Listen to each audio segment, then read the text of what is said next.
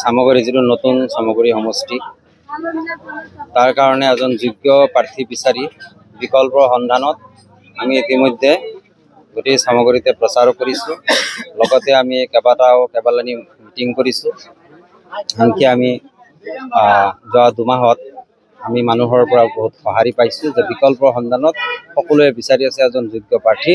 আমি বিশেষকৈ বিষাদগাৰ এটাই যে আমাৰ প্ৰাক্তন যিজন মন্ত্ৰী আছিলে তেওঁ নিজে যিহেতুকে কংগ্ৰেছৰ এজন শক্তিশালী নেতা আৰু তেওঁ গ্ৰাছৰুট লেভেলৰ পৰা ওপৰৰ ফালে গোটেইখিনিতো জনা মানুহ জ্ঞাত।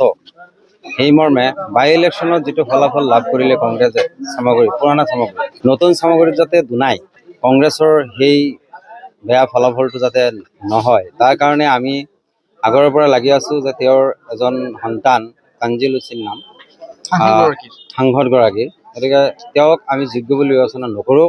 এণ্টি তানজিল হুছেইন মানে তানজিল হুছেইনটো যোগ্য নহয়েই। লগতে পৰিয়ালকেন্দ্ৰিক ৰাজনীতিৰো অৱসান বিচাৰোঁ। হয়, পৰিয়ালত যদি সুযোগ্য সন্তান থাকে ৰাইজে তেতিয়া সঁহাৰি জনাব, ৰাইজ আগবাঢ়ি আহিব, সেই কথাটো স্বতঃস্ফূৰ্ত। কিন্তু আমি যদি প্ৰভুত্ব খটাব খোজোঁ আৰু বীৰত্ব প্ৰভুত্ব খটুৱাই আমি যদি তেনেকেই আগবঢ়াও প্ৰতিনিধি, তেতিয়াহ'লে হয়তো ৰাইজে ভাল সঁহাৰি নিদিবও পাৰে। দেউতা নাতি পুতিৰ ৰাজনীতি ভাঙিবৰ কাৰণে ৰেডি হওক।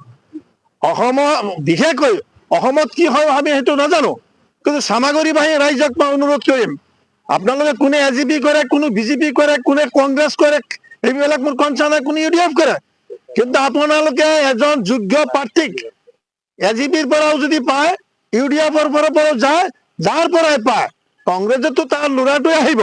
আপোনালোক ঐক্যবদ্ধ হওক।